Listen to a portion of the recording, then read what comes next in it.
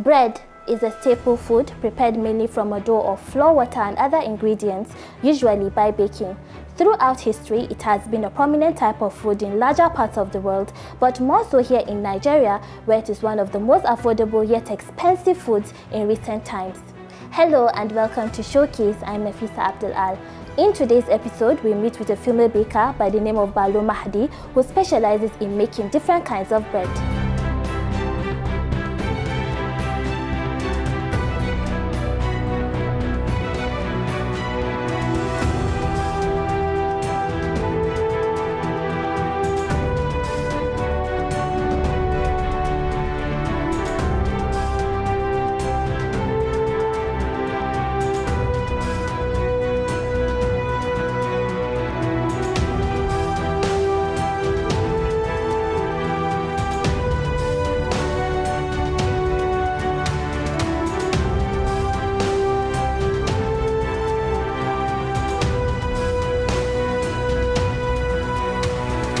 I love to bake, really. I love to bake. I make bread for my children.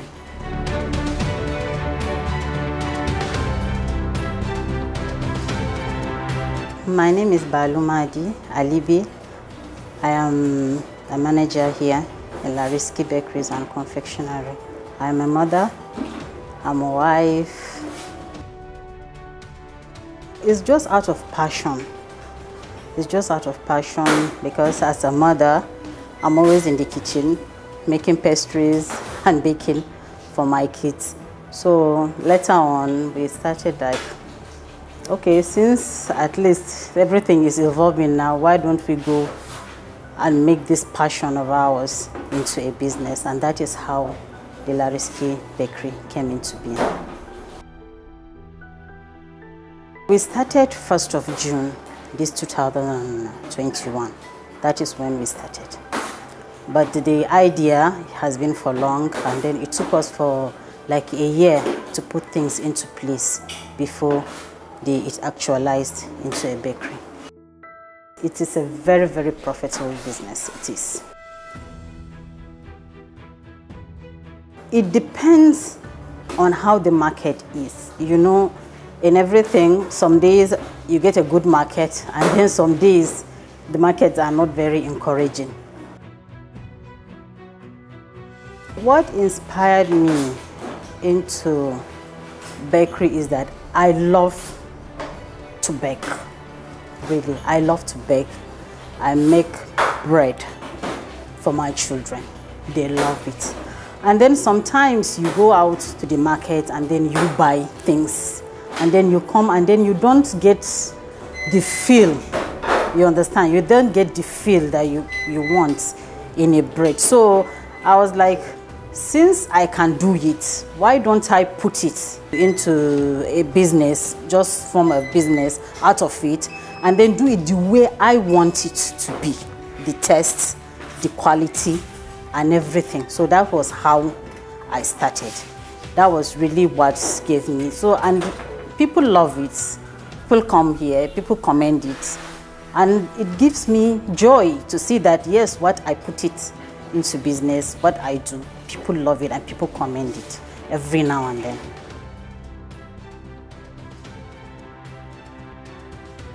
Well, it was not easy to come up with capital for a business.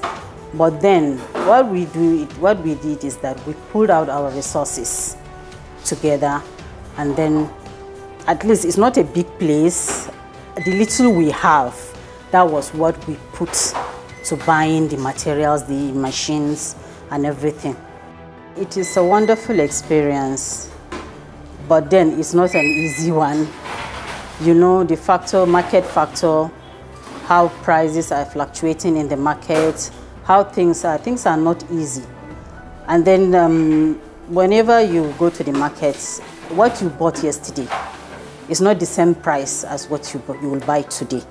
So it's really challenging to keep standard, you understand? And then with the way things are in the market, it's not easy, really. The economy of the country has really affected our business because how we started actually is not how it is now. Things are not easy in the country. Things are difficult. People are looking to eat a single square meal in a day. So you don't expect somebody that cannot have money to feed his children will come and be buying bread. You get me? So when we started, the market was really booming. The market was good. We were so happy. But then, as the economy of the country is really deteriorating, the market has not been as it was when we started. For bread lovers, bread is everything. Some can't even pass a day without eating bread. Just like me, I eat bread on a daily basis. I can't pass a day without eating bread. So for bread lovers, it has really affected bread lovers because the bread you buy for 450 naira, it's now 600 naira. So it's not an easy thing, but at least people are managing to get the little that they can to consume on a daily basis. Having a job and then managing a business is not easy. I go to the office and when I close, I rush back here to come and oversee my business. It is for somebody that has a job, it is very important to have good managers, a supervisor that can be there, and then trustworthy workers to be there to make sure that things are in order before you close from work and then come and join them here.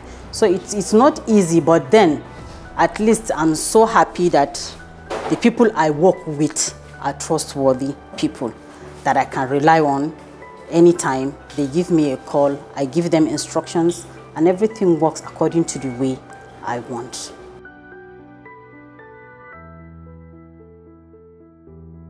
The increase of raw materials in the market has affected so many industries, and so many bakeries have closed down because of the consistent rise in raw materials for making bread and pastries. But then we here in Lariski, because we want to maintain standard, we strive as much as we can to make sure that we do not fall out of standard. We try to maintain the standard. So what we usually do, we go out to go and do market survey, because sometimes you go, what you find in shop 1 may be higher than what you buy in shop 2. So we do our market survey. We go out to markets. We go to Suleja, we go to Garki village, Garki area markets, and we go to places to sort out, to look at the markets to see where is suitable for us to buy our materials so that we can maintain that standard. That is usually what we do.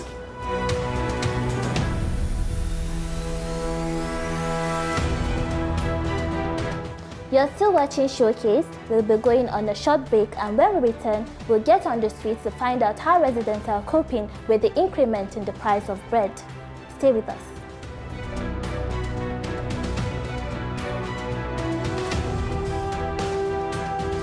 Bread, like every other staple food in Nigeria, has joined the list of food items whose prices have been on the increase. From the manufacturers who make these items, to the retailers who supply, and finally down to the consumers, complaints are bitter over the cost of raw materials used for production. It's quite unfortunate. We are on the daily increments of the materials of the products. We have 3 times increments in the price of the material we are using, and based on this, we left with no options than to just increase the price.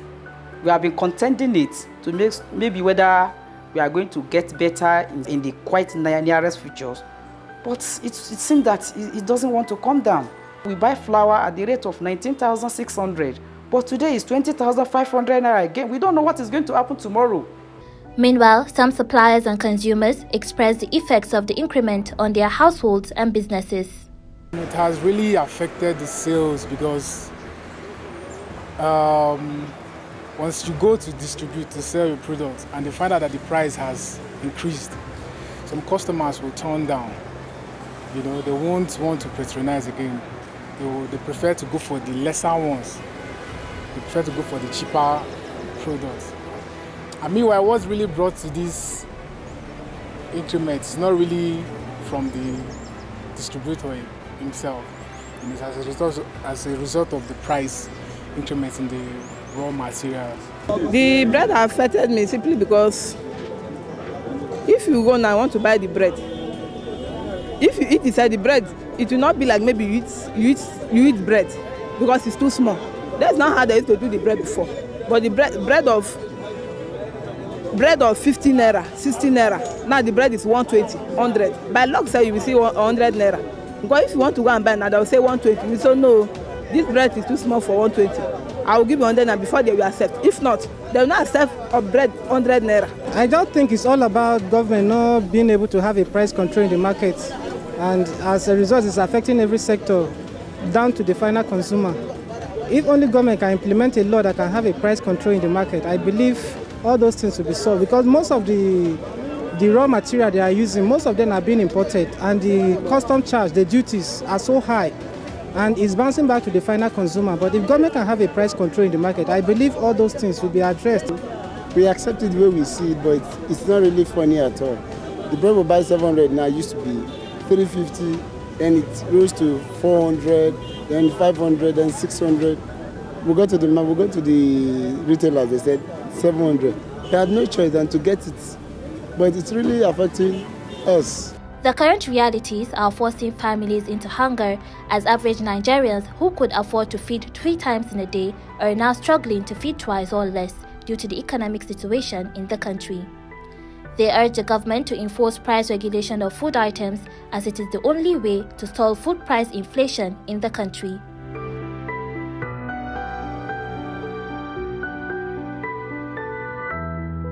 So this is the production section. This is the mixer. This is where the process starts. This is where the flour, the milk, the egg, sugar and everything is being mixed in the mixer. So this is not up to a bag. It's like 40 kg. Okay, it's 40 kg mixer. So from here, they take the dough to the working section. So from here, they mold it, they weigh it to make sure that it is the correct gram before we put it in the tin. The coconut bread, this is what we use. This is the coconut flakes. We get the coconut from the market. We grate it, we sprinkle with milk and sugar. Then after it dries, then that is when we use it for the coconut bread. So it is a local coconut. We don't use the foreign bag, this dissected coconut flakes. So this is the cooling rack. Usually when we bake the bread, we bring it to the cooling rack for it to cool down before we finish the packaging. So once it's cooled, we take it to the finished product side where we'll do the slicing. So we'll show you how the slicing is being done.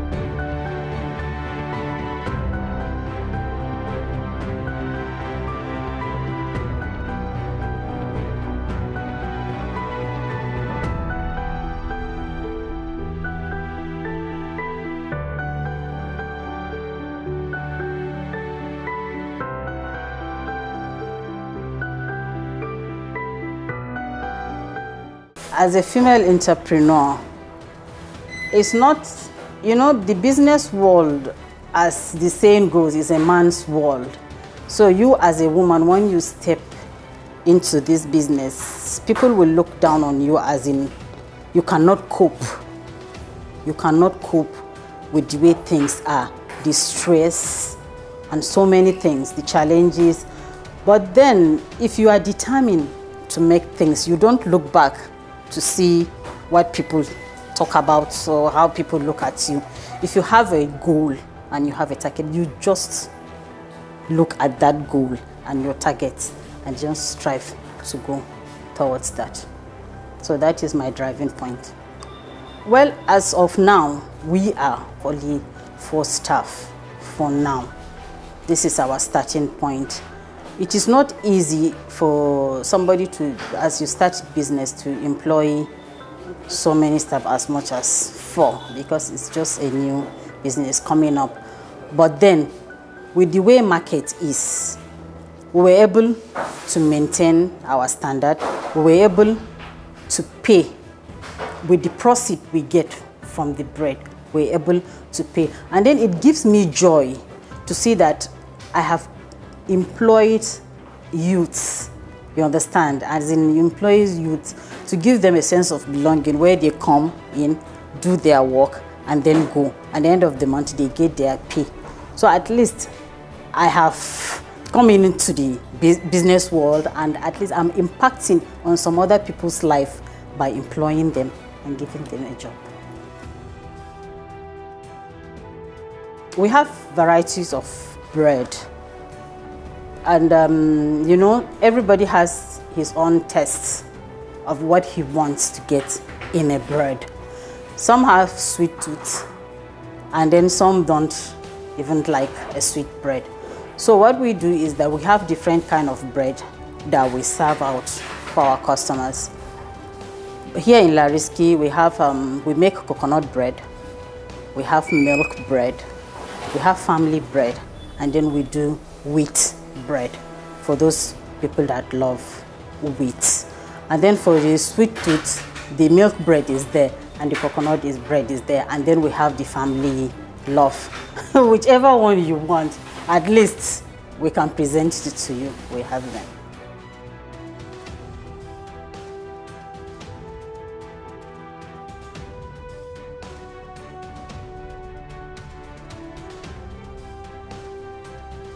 The happiest moment was the day I opened my door to customers. It was a dream come true. This is something that has been on my mind for so long. And then all of a sudden, while we started, how we were struggling to put things together, and then all of a sudden, the thing just became a reality, and then we opened our doors.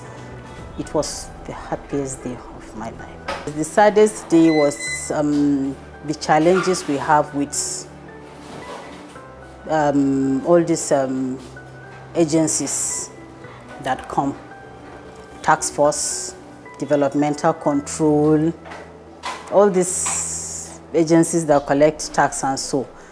I can remember there was a day that we were here with baked bread and then everything, and they came and they sealed up our shop. It was really disheartening because we have produced what we want to sell for the day, and then somebody will just come for just a small misunderstanding, and then they will just seal up your shop. It wasn't a nice thing at all. It wasn't a nice thing. And one thing is that when they start coming, they don't come, they come in groups. So you don't know which one is genuine and which one is not genuine. So that was how they came and they sealed up. So we have to be running up and down. Up and down, going to Bari Area Council, going to here, their task force here in Kubwa, just to put things in order so that they can come. And when they came, it was already late. So the sales of that day was, there was no sales at all for that day. There was no sale. I was not happy, really. I was not happy because you've put in money to produce something and then all of a sudden it goes to waste. It's very sad. When we started, the problem we faced is the erratic power supply. Because even though our oven is a gas oven, but we need the electric to operate some of the things. It forced us into looking for an alternative source. You understand, alternative source of power so that we can run our business. My biggest achievement in the bakery is to see these people happy, giving them something to do. Seeing smile on their face, for me, is an achievement. As regards to what I want to achieve in the future, as regards to my businesses, I want Lariski bread to be a household name in the whole of Nigeria. That is what I want to achieve.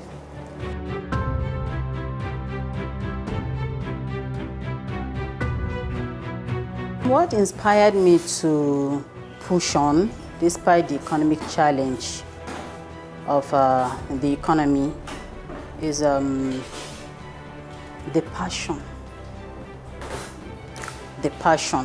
for it.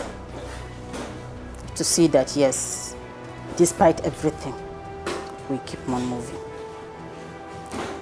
And then the people around you, once you shut down, for you too, it's not going to be easy. Talk less of somebody that is working under you. So for me, is even if we are not going to gain much, as in sales and everything, but then to see that we produce something, our customers are happy that what they get, they still get that standard. And then for them too, to have a place to go to work.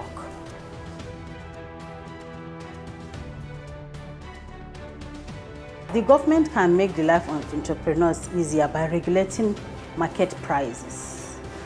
Market prices are very erratic now. You don't go to the market to buy things today and then you go. In some other countries, you go. Things you buy this year, you go the next year. It's the same price. It doesn't change. The way our exchange rate is changing is too bad, really. Because the value of our money is just going down. So once the government regulates the prices of things in the market, at least it will help a lot. The advice I want to give to my fellow entrepreneurs is that, you know, life is not a bed of roses. It's not a bed of roses. So whatever you want to do, try as much as possible to push forward. Don't look back. Because push the negativity back and look at the positive side of things. Go for it. Even if it is not much, do the little you can do. Help your workers. Let them at least have a sense of belonging, that this is where they go. I know it's not easy. The businesses are closing down.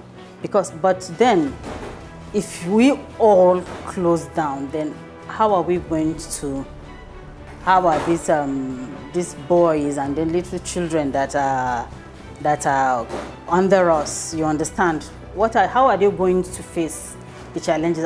So we as entrepreneurs, we have to at least we have to have this strong mind, you understand, to push forward. At least once you are striving, every day you try, there's a day that you will achieve your goal.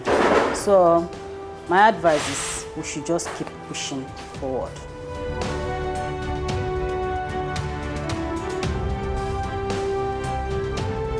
We have come to the end of this episode. As usual, we hope you found it interesting and inspiring. We'll be back next week with another mind-blowing package.